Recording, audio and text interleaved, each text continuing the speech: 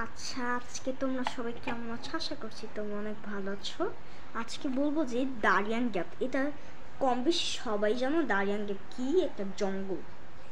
জঙ্গলটা আসলে অনেক ভয়ঙ্কর। অনেকে ভাবে, কিন্তু আসলে অনেকে ভয় পায়। আগের যুগে কিন্তু এটাকে একটা রাক্ষস হিসাবে মানা হতো, যে দারিয়ান গ্যাপ একটা রাক্ষস। সেটা রাক্ষস না, একটা জঙ্গল। রাক্ষস বলতে যে কিছু নেই, তা তোমরা সবাই জানো। আচ্ছা, আজকে এই নিয়ে বলবো যে দারিয়ান গ্যাপ আসলে কতটা ভয়ঙ্কর। চল শুরু করা যাক।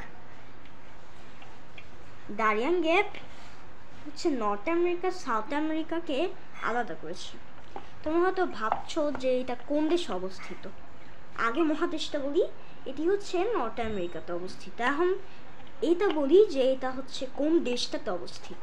এটা হচ্ছে পানামাতে অবস্থিত। তোমার পানামা শুনে অনেকে চিনে গেছো যে এই জায়গায় কিন্তু দারিয়ান গ্যাপ রয়েছে স্পেশালি। আচ্ছা, এই দারিয়ান গ্যাপটা কিন্তু আসলে অনেক ভয়ঙ্কর, তোমরা শুনলেই কিন্তু বুঝতে পারবা। আচ্ছা, বেশিরভাগ মানুষ কিন্তু দারিয়ান গ্যাপে ঢুকতে গিয়ে আর কখনো কিন্তু কেউ ফিরে আসে না। শুনতে অনেকটা হরর সিনেমার মতো লাগছে, কিন্তু এটা হরর সিনেমা না। হরর সিনেমা বলতে মানে হরর বলতে কিছু হয় না। এটা আগে আমাদের ভয়ঙ্করটা বুঝতে হবে। আচ্ছা, এটাতে সারা জীবনে বৃষ্টি হতে থাকে, আর বৃষ্টির মধ্যেই কিন্তু বৃষ্টি হয় না।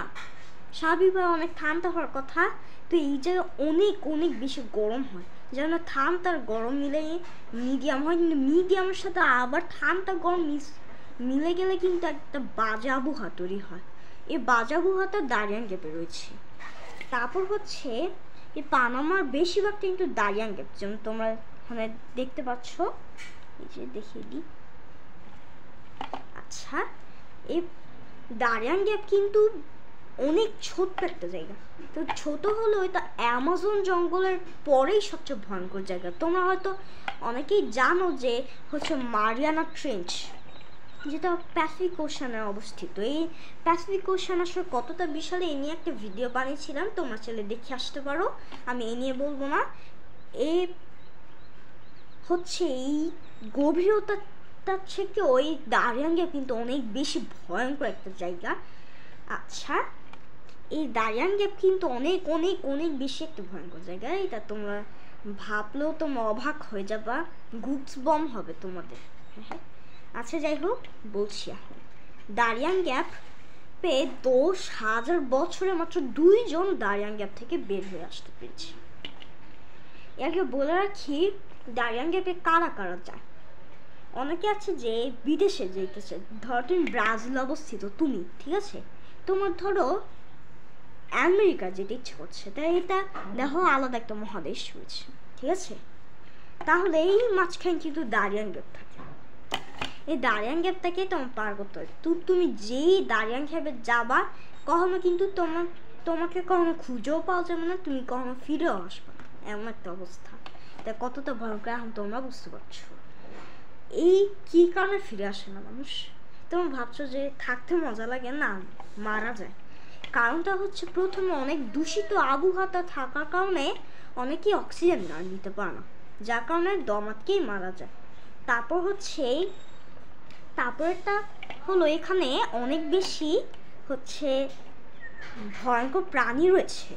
যেমন প্রথমে হচ্ছে অনেক ভয়ঙ্কর ভয়ঙ্কর পোকামাকড়। যেমন তো সবচেয়ে ভয়ঙ্কর পোকামাকড় হলো ডেঙ্গু মশা। ডেঙ্গু মশা অনেক আসলে একটা ভয়ঙ্কর জিনিস, কিন্তু এই দারিয়ান গ্যাপে একটু বেশি পাওয়া যায় ডেঙ্গু মশাকে। তারপর হচ্ছে এখানে কিন্তু প্রায় 400 রকমের আদিবাসী রয়েছে। এই আদিবাসীরা কিন্তু আসলে অনেক ভয়ঙ্কর। তারপরে হচ্ছে আদিবাসীগুলা তো অনেক ভয়ঙ্কর শিকারী হয়। তারপরে এখানে অনেক আজব আজব রকমের গাছপালা পাওয়া যায়, যেগুলো পৃথিবীর অন্য কোথাও পাওয়া যায় না। তারপরে এখানে হচ্ছে ভয়ঙ্কর ভয়ঙ্কর জিনিস রয়েছে।